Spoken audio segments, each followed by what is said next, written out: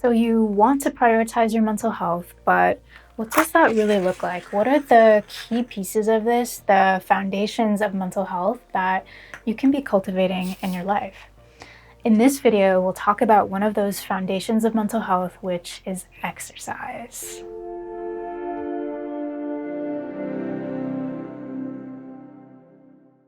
My name is Dr. Parke. I'm a psychologist for youth, and here at Through the Waters, we nurture youth mental health.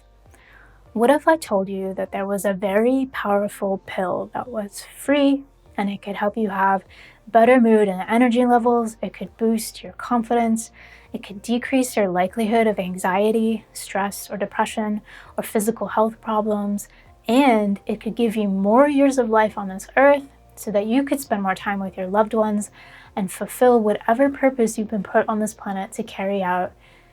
Yes, that pill would be exercise. Now, people often think of exercise as a foundation of physical health, but they don't always think of exercise as a foundation of mental health. I have a little secret that I'll let you in on here, since this is just a conversation among us friends. I mean, it's not like this is like public on the internet or anything like that, right? So the secret is that physical health equals mental health equals physical health equals mental health, because those are two sides of the same coin. I don't actually believe there's a separation between physical and mental health. What we're ultimately talking about is the health of whole human beings. Exercise is a big piece of this, and as with any topic, this is going to vary from person to person. So I'll share some general guidelines in this video, but as always, you do you. At the end of this video, I'll mention my own exercise habits, including what I'm struggling with these days related to exercise. First, let's talk about some exercise guidelines that apply whether you're in high school or in college. Then I'm going to break it down even more depending on your age. So regardless of your age, think of the intensity level of activities in your life on a scale from 0 to 10, where down here at 0, you're lying down on the sofa in low power mode. And up here at 10, this is the most intense challenge to your heart rate and breathing possible. And then in the middle is moderate activity, where we're at like a 5 or a 6. Our heart rate is faster and our breathing is harder than normal. Examples of moderate activity would be like walking quickly, like mom power walking, or riding our bike to school. Please don't mom power walk to school though, because I don't want you to get bullied. Okay. Vigorous activity is at like a 7 or 8, where our heart rate is much faster than normal and we're breathing much harder than normal. Examples of vigorous activity would be like martial arts, soccer, basketball, swimming, tennis, or running away from a swarm of bees like you do. The key is to try to have a mix across our week of moderate and vigorous activity. So have some activities that get you into like that 5 or 6 range, and some that get you into that 7 or 8 range, or maybe even higher. Another key for all of us is to mix in some muscle strengthening and some bone strengthening. Examples of muscle strengthening would be things like push-ups and pull-ups, working out with weights or resistance bands, or wrestling your younger sibling to really show them who's boss. Bone strengthening activities are things that involve some forceful impact, like running, jumping rope, sports that involve changing direction or jumping around, or jumping up and down with excitement when you see your favorite K-pop star in person. Obviously, some moderate or vigorous activities are going to include muscle or bone strengthening as well, so that's extra bonus brownie points if you kill a few birds with one stone. P.S. I love birds, please don't kill them.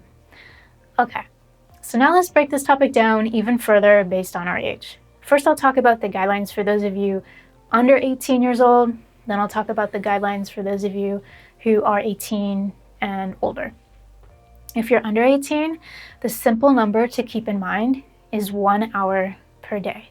Now, really, any activity in your day counts toward that exercise, even little micro activities like cleaning your room or chasing your friend around for a few minutes. So let me encourage you that you could technically exercise for an hour a day without even intentionally trying. However, if you intentionally try, that is extra bonus brownie points. If you're 18 or older, aim for like 5 hours per week of activity as a simple number to keep in your mind. If you can also add in 2 hours per week of muscle strength training, that would be ideal. So to summarize this topic, there's really 3 keys to exercise for any of us, regardless of our age. Have a mix across our week of moderate and vigorous activity, strengthen our muscles by giving them a strength training challenge, and strengthen our bones by giving them a forceful impact challenge. Exercise habits are going to look different for all of us based on our unique situation, but I think what's most helpful is to think of it like you're finding a lifestyle for yourself that somehow includes exercise. Personally, I like running because all I have to do is put on the running shoes and go. It's a low barrier to entry. I also like training for half marathons because the training plan just gives me an immediate download of structure across my weeks and my months. It automatically mixes in moderate and vigorous workouts, and I can actually watch my fitness improve over time instead of feeling like I'm doing the same boring workout every day. But that's just me and what I find motivating personally.